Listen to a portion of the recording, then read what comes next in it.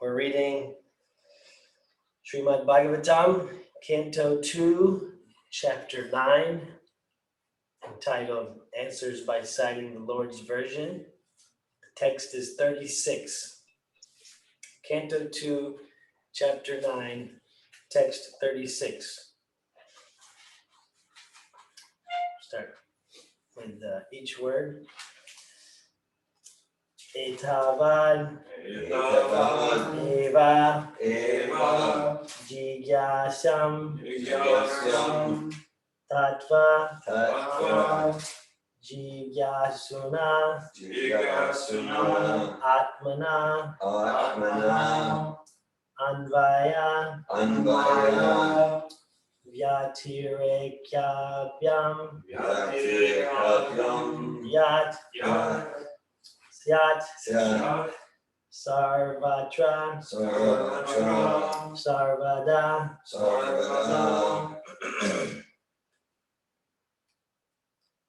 Etavad eva jigyasam Tattva jigyasunatmana Anvaya vyaktirekabhyam Yat syat sarvatra sarvada Etavad eva jigyasam Tattva jigyasunatmana Anvaya vyatirekabhyam Yat syat sarvatra sarvada Etavad eva jigyasam Tattva jigyasunatmana Anvaya vyatirekabhyam Yat syat sarvatra sarvada Etavad eva jigyasam Tattva jigyasunatmana Anvaya vyatirekabhyam Yat syat sarvatra sarvada Etavad eva jigyasam Etavad eva jigyasam Tattva jigyasunatmana Anvaya vyatirekabhyam Yat syat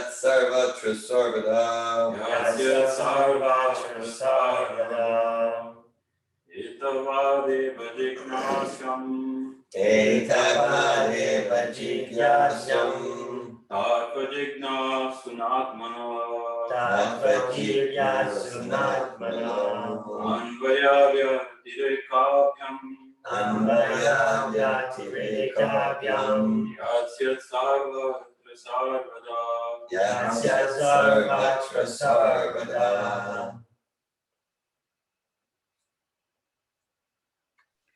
Etavad eva jigyasam Tattva jigyasunatmana Anvaya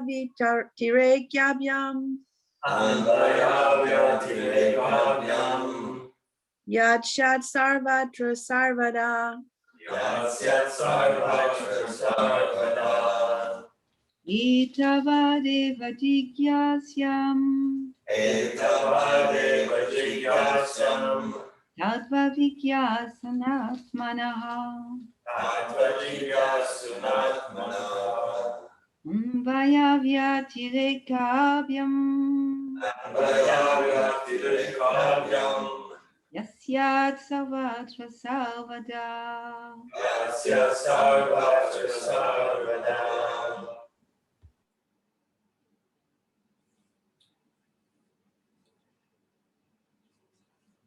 We'll go to the word for word translation. Etavad, up to this. Up to this. Eva, Eva. certainly. Certainly. Jigyasyam, Jigyasyam. to be inquired. To be inquired. Tattva, Tattva, the absolute truth. the absolute truth. Jigyasuna, Jigyasuna. by the student. By the student. Atmana, Atmana, of the self. of the self. Anvaya, Anvaya. directly. Directly. Vyatirekavyam, Yatirekavyam.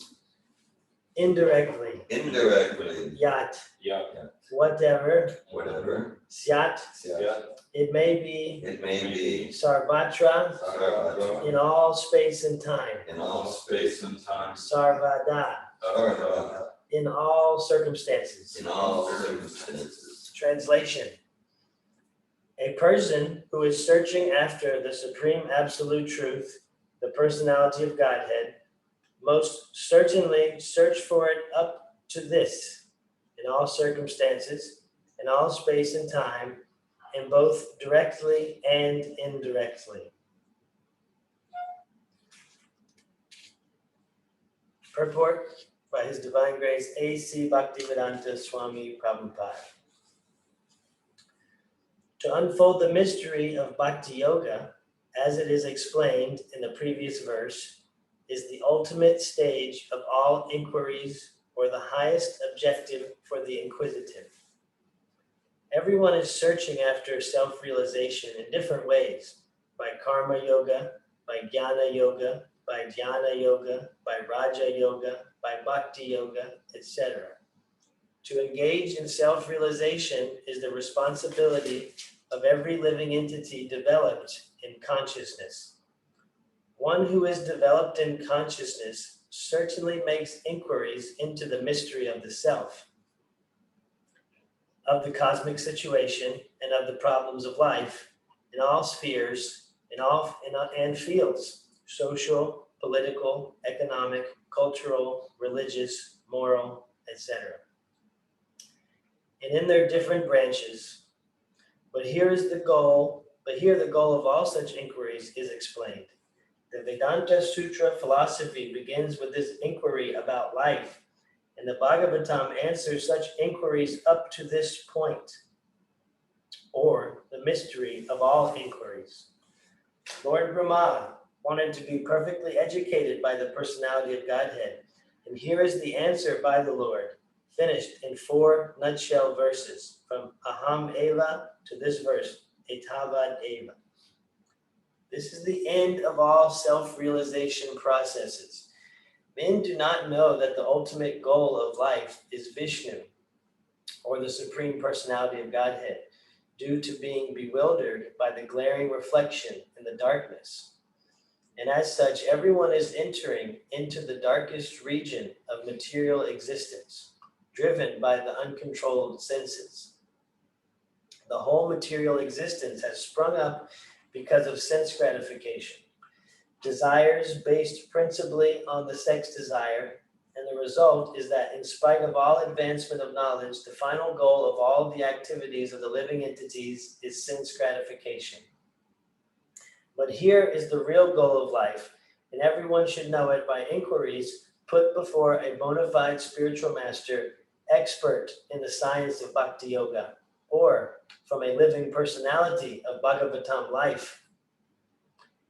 Everyone is engaged in various kinds of scriptural inquiries, but the Srimad Bhagavatam gives answers to all of the various students of self-realization. This ultimate objective of life is not to be searched out without great labor or perseverance.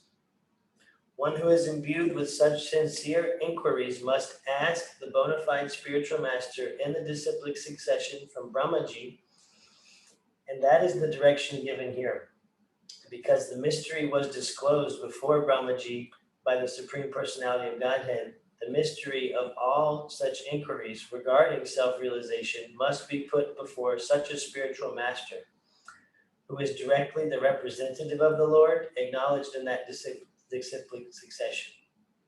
Such a bona fide spiritual master is able to clear up the whole thing by evidence from the revealed scriptures, both direct and indirect. Although everyone is free to consult the revealed scriptures in this connection, one still requires the guidance of a bona fide spiritual master, and that is the direction in this verse. The bona fide spiritual master is the most confidential representative of the Lord, and one must receive direction from the spiritual master in the same spirit that Brahmaji received it from the personality of Godhead, Lord Krishna. The bona fide spiritual master in that bona fide chain of disciplic succession never claims to be the Lord himself, although such a spiritual master is greater than the Lord in the sense that he can deliver the Lord by his personally realized experience. The Lord is not to be found simply by education or by a good fertile brain, but surely he can be found by the sincere student through the transparent medium of the bona fide spiritual master. The revealed scriptures give directions directly to this end, but because the bewildered living entities are blinded by the glaring reflection in the darkness, they are unable to find the truth of the revealed scriptures. For example, in the Bhagavad Gita, the whole direction is targeted toward the personality of Godhead, Lord Sri Krishna. But for want of a bona fide spiritual master in the line of Ramaji, or the direct hearer, Arjuna, there are different distortions of the revealed knowledge by many unauthorized persons who just want to satisfy their own whims. Undoubtedly, the Bhagavad Gita is accepted as one of the most brilliant stars in the horizon of the spiritual sky. Yet, the interpretation of this great book of knowledge have so grossly been distorted that every student of the Bhagavad Gita is still in the same darkness of glaring material reflections. Such students are hardly enlightened by the Bhagavad Gita, and the Gita, practically the same instruction is imparted as in the 4 prime verses of the Bhagavatam, but due to wrong and fashionable interpretations by unauthorized persons, one cannot reach the ultimate conclusion. Okay, we're just going to read these next 2 little verses here. Okay, we'll finish this page. In the Bhagavad Gita 18.61, it is clearly said, Ishvara sarvabhutanam hrideshe juna tishtati brahmayan sarvabhutani yantra rudani mayaya. The Lord is situated in the hearts of all living entities as Paramatma, and he is controlling all of them in the material world under the agency of his external energy. Therefore, it is clearly mentioned that the Lord is the supreme controller and that the living entities are controlled by the Lord. In the same Bhagavad Gita, 18.65, the Lord directs as follows, Man mana bhava mad bhakto madhyaji mam namaskuru mam evai tasi satyam te pratijane prayosine. It is clear from this verse of the Bhagavad Gita that the direction of the Lord is that one should be God-minded, a devotee of the Lord, a worshiper of the Lord, and must offer all obeisances unto Lord Krishna. By doing so, the devotee will undoubtedly go back to Godhead, back to home. Seems like a good place to stop. Sorry. This is a very long purport, It's like a 15-page purport. Yeah. so we'll stop there. We'll probably be on this purport for about 2 weeks or so. 2 weeks, okay. Om Jnana Timirandasya Vinayana Salakaya Chakcho Unmilitam Yena Tasmai Shri Gurave Namaha. Om Krishna Padaya Krishna Shastaya Bhutale Shrimai Bhutale Bhutale Swami Namaste Namaste Namaste Prachani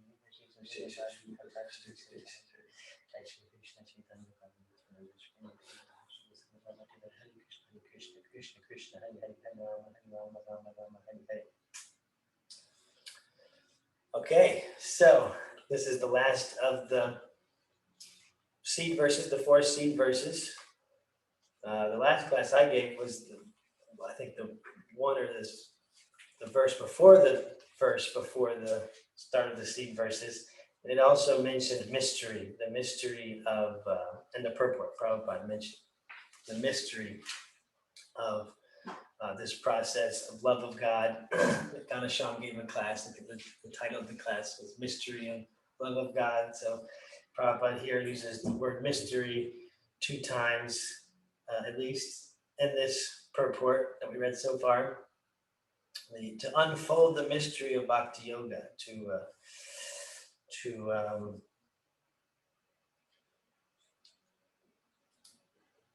unfold the mystery of Bhakti Yoga. He said this another time somewhere. So yeah, so this, mystery means that something's a mystery if it's either very hard to solve, very hard to understand, very hard to put an answer to, or it's impossible to understand. It can be something that's just impossible to understand. It's just a mystery. And so when we come into something that's mysterious or mystery, it's not, there's no easy answer. There's no easy, and Prabhupada says that you need to work hard. Like this is the kind of thing that you should work hard for. Prabhupada gives us many examples of things we shouldn't work hard for, like our daily sustenance and don't want to over endeavor for material things, for money, collecting things, shelter, food, prestige, or society, friendship. We don't want to work too hard for those things. But this is the kind of thing that we do want to work hard to really come into the mystery, to understand the mystery, to endeavor to understand the mystery of Bhakti Yoga, of love of God. So he says to unfold the mystery, the ultimate stage of all inquiries, or the highest objective for the inquisitive. So everyone's searching after self-realization in different ways. He gives different ways. So yeah, everyone's wanting to understand the self, but just what is the self that they are trying to understand? So there's so much industries and so many industries and markets set up to become a better version of whatever it is, coaching to coach you to be a better business person, or to be a better parent, or to be a better at sex, or to be better in relationships, or to be better at sports, or to be better with financial management. So everyone's looking for improvement. They're wanting to find find qualities of themselves and to manifest those qualities, to become better versions at whatever that is that they're thinking that they are and that they want to be doing. So everyone's in for self-realization. Just what is the self that they're trying to realize? If I'm thinking that I'm just this body, and that this life is it, then I need to work really hard and make as much money and enjoy as much as I can before this life is finished. So if I'm thinking that's myself, I'm going to work hard to realize that goal, to realize that end, and to train and to try to become a better enjoyer. There's so many seminars and classes that you can take to how to enjoy life more. It can be seen that there's in this age, it's kind of degraded to a point where to slow down and smell the roses, to enjoy life, take some time off, enjoy life. That's seen as kind of spiritual almost, to get out of the rat race, to get out of the grind, to unplug from the machine or whatever, enough to just enjoy life, because there's so many people that aren't even enjoying life. They think that the goal of life is to enjoy, and that they're not even enjoying. How much suffering is that? So then to just, okay, you need to learn how to enjoy, don't always be thinking about the next thing, the next project, the next accomplishment. Take some time celebrate what you've achieved so far, and to enjoy what you've had so far. Like that's a big step forward for some people. And it's a necessary step, but still we see that's like, how do you enjoy life? Well, you're not enjoying life properly. You need to learn how to enjoy life properly. You know, take a vacation. You know, spend time with your kids. Those are all. It's all ends up just being more sense gratification. So that's what Prabhupada says, that all these goals of life ends up just being more. The goal of most of these yoga processes and self-realization processes, if they're not based on the starting point, the starting mathematics of who is the soul and who is the self, if they're not based on that, then any self-realization process, any improvement process will just lead to more sense gratification and ultimately more bondage, more suffering. It's interesting that Prabhupada says that you should search out from a bona fide spiritual master or from a living personality of Bhagavatam life. So it seems like a bona fide spiritual master is like a living personality of Bhagavatam life.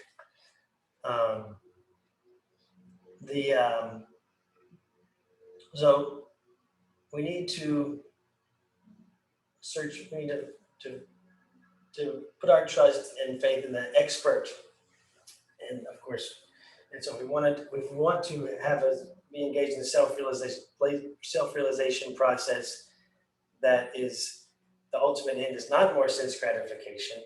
That is this ultimate goal of life, where the result is Vishnu, Supreme Personality of Godhead. If we want to find that kind of self-realization process, then we need to put our trust and faith in the expert, who's expert in that process, and that's the bona fide spiritual master, like Srila Prabhupada. So it's especially important now, I think, when we see where to put our faith, because there's our faith and trust, because there's kind of like in society, there's like a vacuum of like trustworthiness. There's a vacuum of trustworthiness. It's all, there's a very relative trustworthiness. Like, I trust this person because they agree with me and they think like I do, so I trust them. I know, dear Govinda, that you've spoken about the kind of degradation in the media, you know, over your lifetime, and I've heard that also, that at one time there, you know, just Walter Cronkite or whoever it was, that was just like everyone accepted him, that he was giving the facts, he was giving the truth.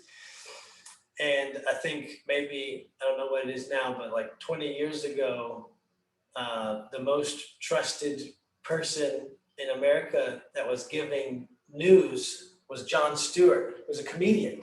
Okay. So he's giving like, I mean, it's real news in a sense, but he's making jokes out of it, and he's the most trusted person. So that's kind of like the stage of the devolution, that I don't know where the trust is, where the trust is now. And in their own time, there was a distinct separation between like journalism, news giving, and editorializing, and opinion giving. That, you know, newspapers, there's articles that are giving the news, giving what happened, and then there's like editorials or opinion columns. You know, there's separation. And then there's entertainment. There's entertainment, right? Entertainment was also separate. So, yeah, for a journalist to make themselves a part of the story, that's like, you know, according to the proper journalism, that's like a big no-no, to like to put yourself in the story, give your own opinion, your own speculation, your own thoughts. Like, you know, strict journalist is just reporting what they've seen, what they're endeavoring to, you know, just the facts. And so somewhere along the way, we've, you know, now is the point where if you're giving if someone is giving some kind of news or information and they don't have their opinion, it's like not worthy. It's like not like it's like give and take, have an opinion. Because entertainment, has become more of entertainment. So it's just to report the facts when that's not that entertaining actually. And we need to, have an opinion, give an opinion, feel strongly about it and give it. And even if you don't really believe in it, just argue about it.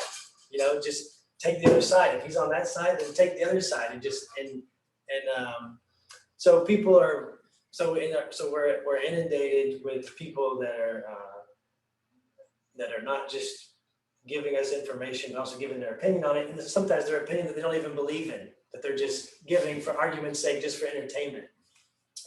So it's very important now to be very careful about where we're putting our trust and our faith. And I think it's become very unpopular to just give the facts or to just give the message without any interpretation or speculation. And that's what Prabhupada is doing. He's from his spiritual master, from the disciplic succession, without his opinion or speculation. And that's what he's encouraging us to do too. And that's the process, is to hear and to learn, and then to share with others without giving our editorializing or our opinionating. And that's an austerity to not do that, because it's not that popular, especially now.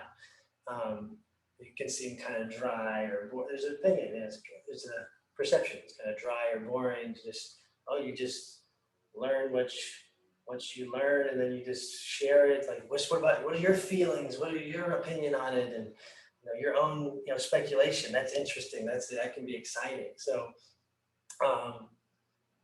it's actually, so I'm putting that out there to say that how much of that is conditioning of our society now, that it's not valued to just take what you hear and then report it to someone else. At one time it was valued to just hear the facts and to just hear the reporting and just accept it as it is. As it is, but Prabhupada gave that the title to Bhagavad Gita, as it is. Yeah. So there was at one time when that was valued, and so it's an austerity to be willing to control that part of ourselves that wants to expand on things and extrapolate and speculate and opinionate and interpret. It's something that is actually, it's valued. It's a valued part in society for people to be able to critical thinking or creative thinking or whatever. So it's a valuable part. And then when it comes to this self-realization process, it's an austerity to control that inclination to speculate and extrapolate and interpret, to control that, and to just hear from Prabhupada, hear from the disciplic succession, and then report it as it is to those in our lives and to others. And at the same time, it's like Prabhupada wants us to be creative, and he wants us to be using our intelligence. So it's not just to blindly follow and just blindly accept, but to learn how to engage those faculties that we have, those creative thinking faculties or extrapolation, interpreting faculties, and to find creative ways to take what we hear from Prabhupada, the Lord's version, as it is, and to package it and put it into creative ways that people can accept, that people can hear the truth as it is, but it's packaged in a way that is palatable for them and acceptable to them. So it's how we can use those tendencies that we have to create our creative tendencies rather than to speculate and interpret, but to find creative ways to bring this essence of the Bhagavatam that Prabhupada is giving us and to present it in a special way. And so this living personality of Bhagavatam life, I actually heard, I actually heard some feedback. I remember Scott or Sabyasachi gave you feedback to Govinda that like he experienced you as like someone like out of the Bhagavatam, like it kind of someone who reminded him or he saw as those people that he reads about in Bhagavatam. And it's like it gave him faith that that there are people that are like that it's possible to be like a personality of Bhagavatam life. So so Prabhupada's saying everyone should know about inquiries put before a bona fide spiritual master, expert in the science of Bhakti Yoga, or from a living personality of Bhagavatam life. So Prabhupada wants us all to be endeavoring to be living personalities of Bhagavatam life. That when we see others, just like these other branches of self-improvement, self-realization, that people, it's important for someone, so they want to be like a star athlete, and they see, oh, this person from my community, he lived like like just a few rows down from me, and he made it to the college, and he played in college, and then he made it to the pros. So I can do that too. Or you see someone, he went to the same school as me, and he went on to this. Went to the same high school as me. He went on to this business school, and now he's making millions of dollars. I can do that too. So it's important to have people to look up to and to see, and that we can be that for each other and for others. That example is so important. The Acharya example, to be an example, lead by example. Prabhupada says the ultimate objective. This is what it was. So the ultimate objective of life is not to be searched out without great labor or perseverance. So this is what we should be giving great labor and perseverance to, not to accumulating in our bank account or to accumulating fun experiences or novel experiences. Or whatever we accumulate or whatever we're searching for that's materially based or sense gratification based, that this knowledge should be searched out with great labor.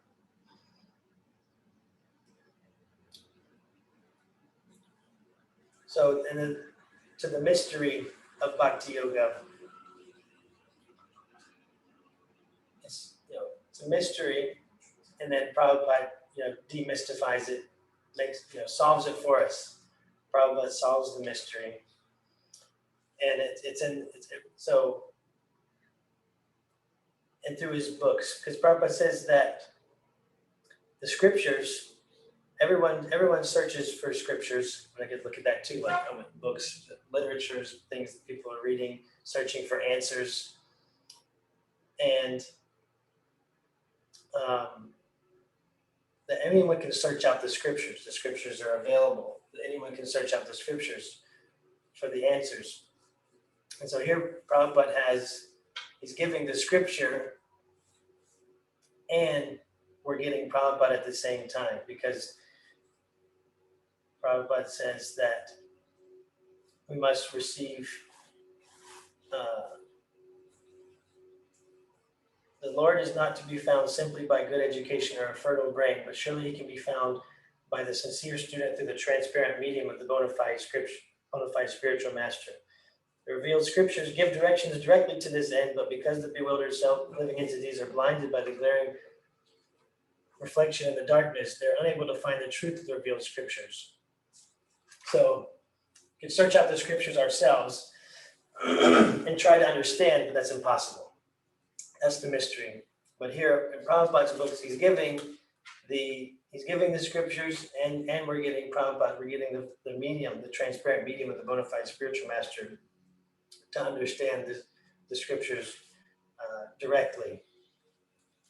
We don't need to try to use our brain or try to understand so hard. So it's interesting because Prabhupada says, without not to be searched out without great labor or perseverance, and at the same time, Prabhupada makes it very easy for us. We don't need to search it out with great labor. But still, he's saying that this is the kind of thing that you do want to work hard for.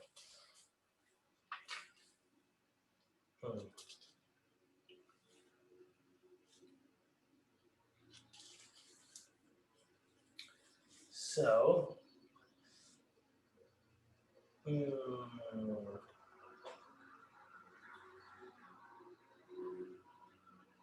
well, I think I'll pause here. I don't know what time it is. Good, it's 8:43. I'll pause here. Thank you for listening. I will be glad to hear any comments or discussion or questions. Hare Krishna. Hare Krishna.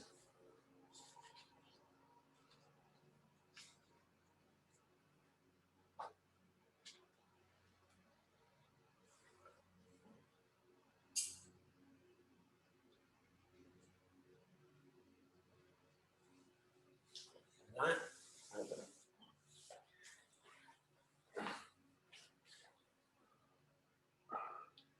Thank you very much. Can you hear me? Yes, okay. Thank you for your class. This is Dr. Devon. Yeah, you're helping me get through my morning. I appreciate that. You're helping me focus my mind into the transcendental, away from the, maybe not so centered material, that's a bhakti-centered material life.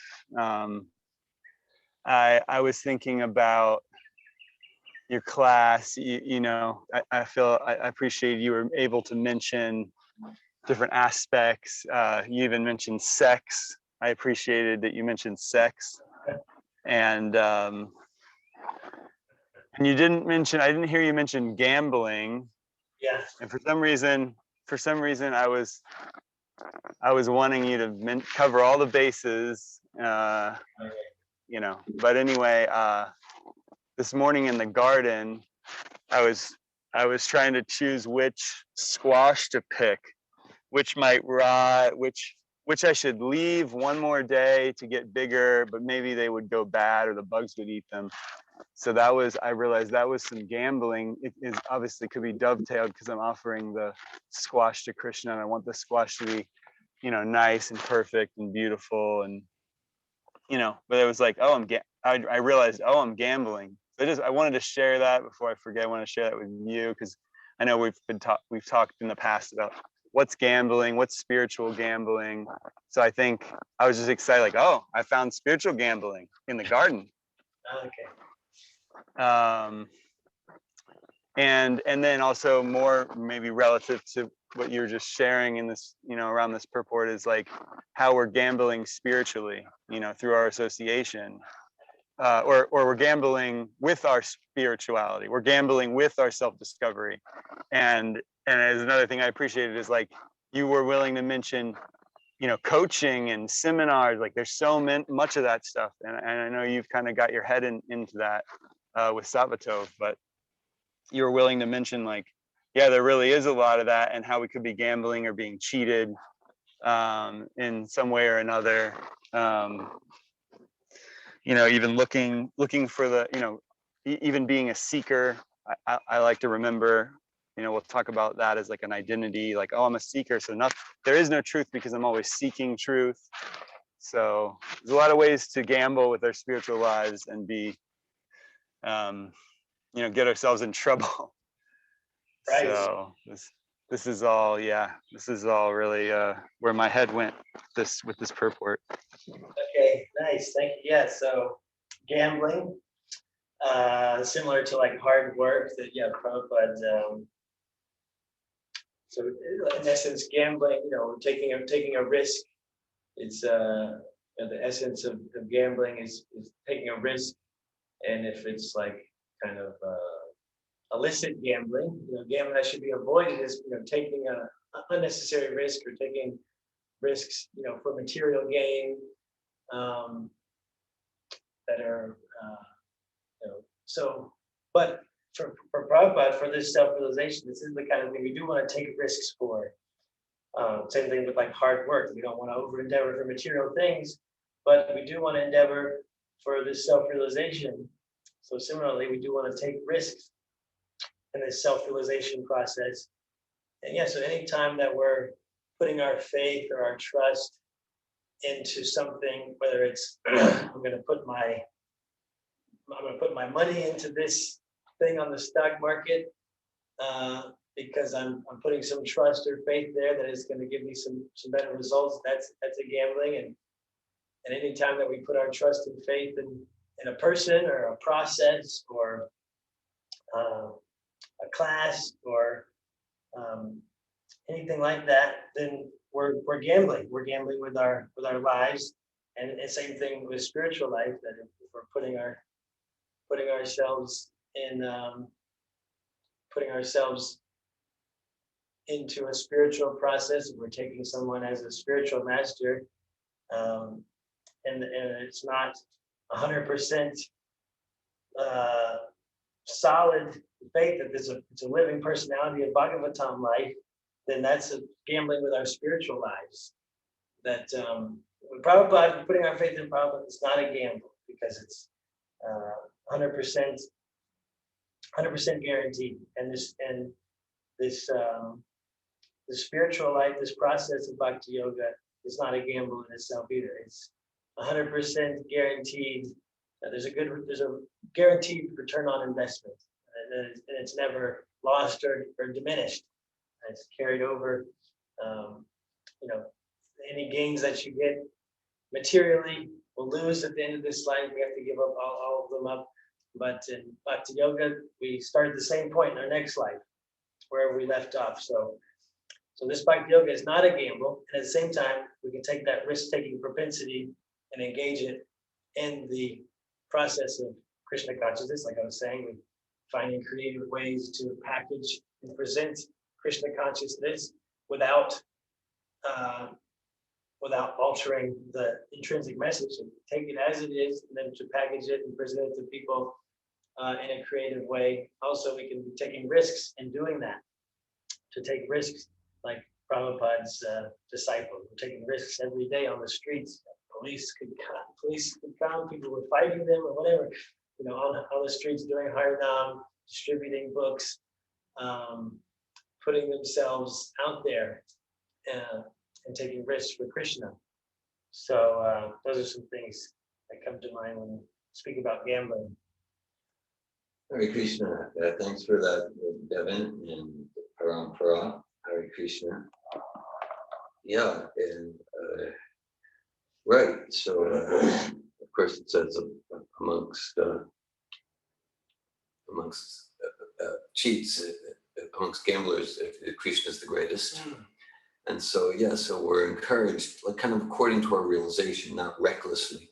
We're encouraged to take risks for Krishna, in the sense like even if externally it doesn't come out, if we're truly sincere, then there's no risk, because then we're watering the root of the tree, and it's for our eternal value. Because ultimately, as far as the service itself, Krishna is not in need of our service. Either is Prabhupada, but they're looking for our sincerity, for our love. They're looking for our love.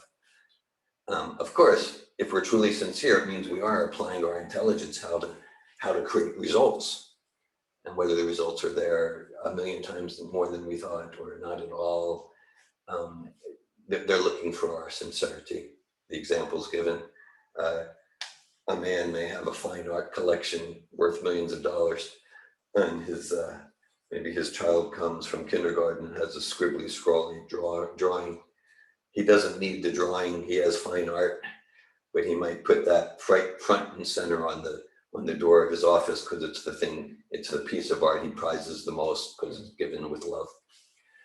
And like kind of like this discussion for me, like in listening to your response, for me it points to really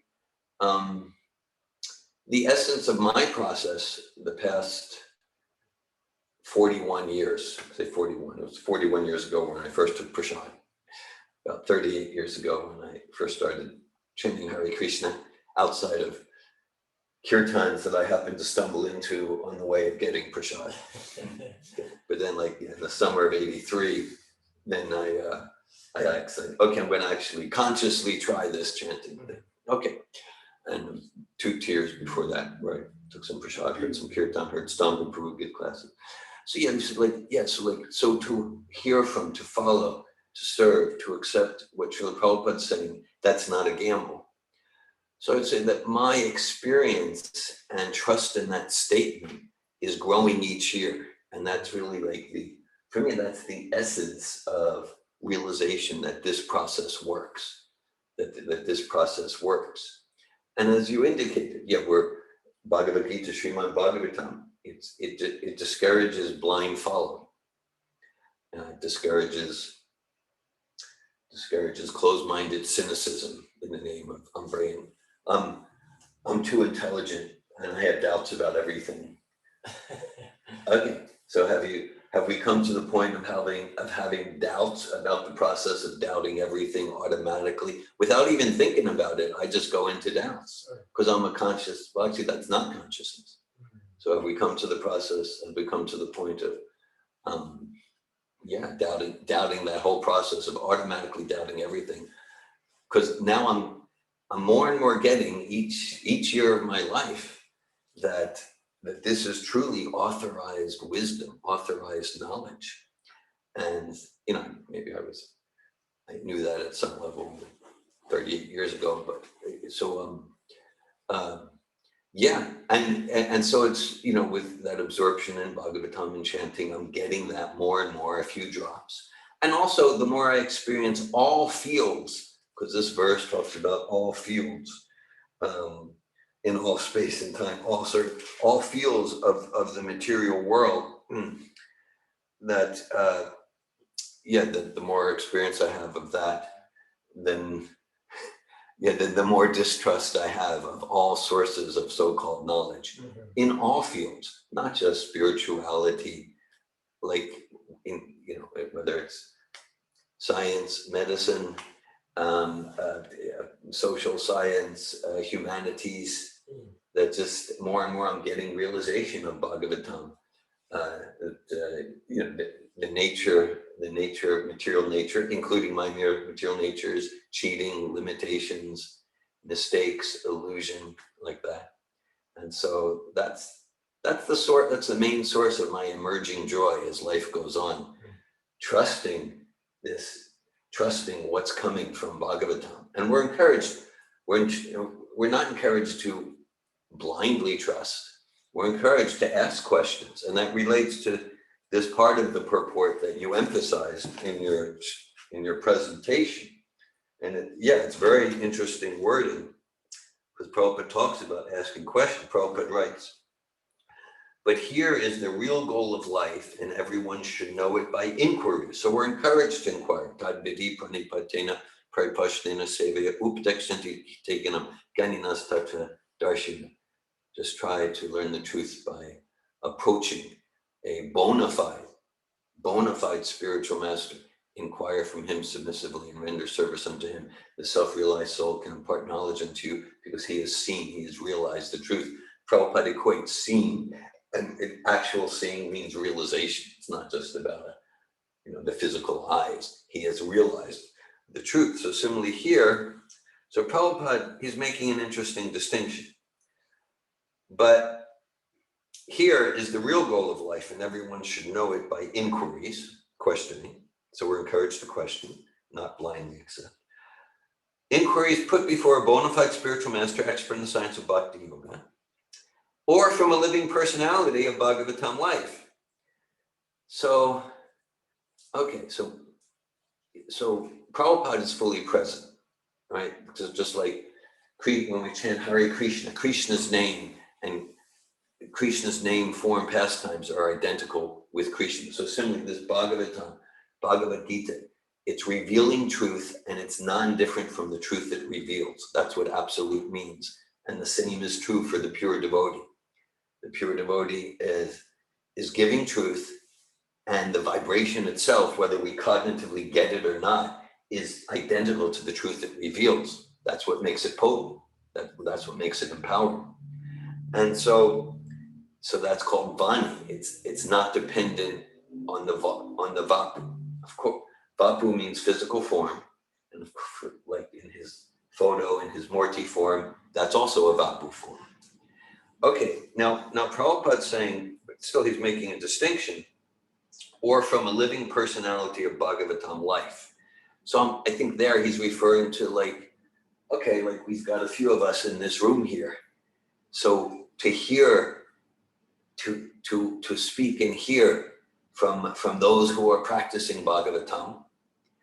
And then he's making a distinction there. Of course, the bona fide spiritual master is living, and that the bona fide spiritual master might not be physically present the way we conventionally think, like we're all physically present with each other in this room now.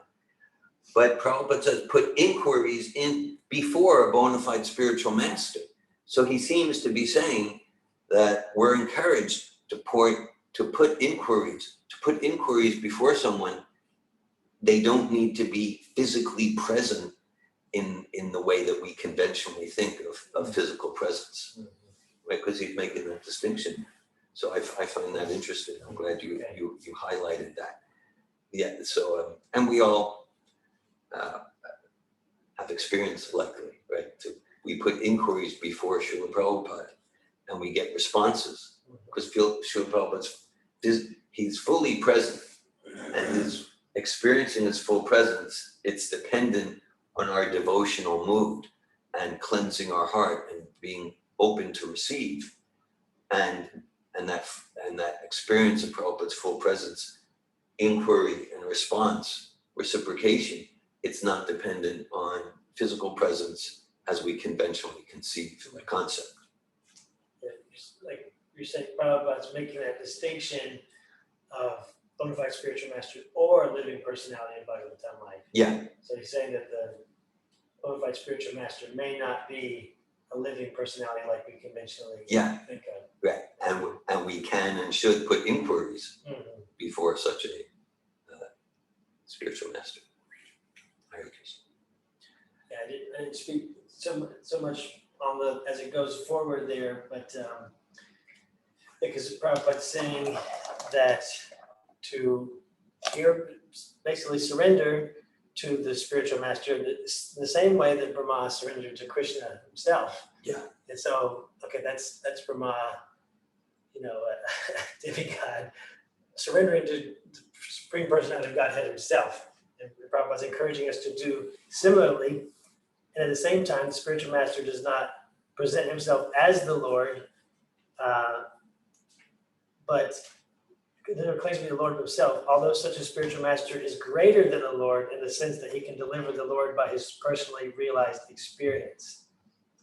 So yeah, I didn't speak on that because I wasn't not qualified to speak on that. I don't really understand, but so that because I've heard that the spiritual master should be worshipped as good as God, on the same level as God himself. Prabhupada's saying he's even greater than the Lord because he can deliver the Lord. So would you? Greater? Yeah. Greater than the Lord by his. So I can have some understanding of like, okay, so Prabhupada's giving us the Lord, so he's like delivering the Lord through his example. So that's like, I can imagine how that could be even greater than the Lord himself, because we can't really go directly to the Lord.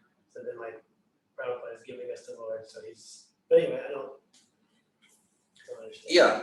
Well, I mean the principle's there. Like Krishna is the most merciful, but Radharani is greater, right? Because she's compassionately bringing the spirit souls to Krishna, and so so for us, so Krishna's most merciful, but Krishna's empowered pure devotee is more merciful. He suffered 2 heart attacks on the Atlantic to give us Krishna, right? He at the age of about 70, he left a peaceful life in Vrindavan. He got up at 1 a.m. to give us these purports that we're studying. And so practically speaking, Krishna's mercy we're experiencing from Prabhupada more than from Krishna directly. Of course, so there's a difference and there's a non-difference. But just practically speaking, it's right. So in one sense, as it goes down the line to our current link, our current acharya, that's where he's the one personally giving us the compassion and the mercy in inconceivable ways. And that's it. It's a disciplic succession principle. It's described in the 3rd verse of Bhagavatam. Nigama kalpatura dalitam palam sukha mukha amrita javya samyutam pibata bhagavatam rasamalaya yes, pibata bhagavatam rasamalaya it's described that the Bhagavatam has become even sweeter. The Bhagavatam was already relishable for all, including liberated souls, but it's become even sweeter as it's spoken by Shukadeva Goswami. And so what could be sweeter than Vyasadeva giving the Bhagavatam? What could be sweeter than Krishna giving the Bhagavatam to Brahma, and Brahma giving it to Narada Muni, and then Narada Muni giving it? But then it says that Shukadeva Goswami gave it and became even sweeter. And we can extend that it becomes even sweeter and more relishable as we get it from Srila Prabhupada.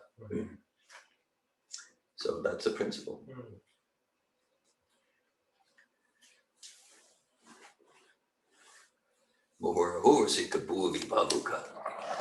It becomes even juicier, even more tasty.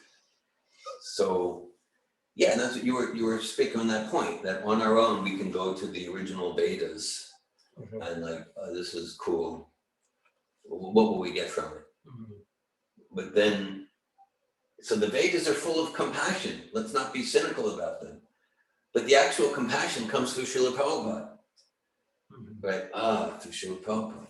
Even we can hear Shukadeva Goswami. We could learn Sanskrit, but if we don't have that current link acharya, so for us, that's the current link to the reservoir of compassion. Yeah, this verse is a good example of that, because I'll just read this verse and be like, okay, and then Prabhupada gives 14 pages, so many pages of purport on it. So without that, I wouldn't really get the importance of this verse, or to even know, oh, it's a seed verse or this or that. Yes. So yeah, it's a perfect example. Anything else, devotees? Thank you very much. Srimad Bhagavatam ki jai, Srila Prabhupada ki jai. Jai. Thank you. Hare Krishna. Hare Krishna, Hare Bo, Jai Ho, Jai. Tyler writes, thank you for class, Parampara Prabhu. I really appreciate this discussion. Hare Krishna. Jai Ho. Sorry, page 199.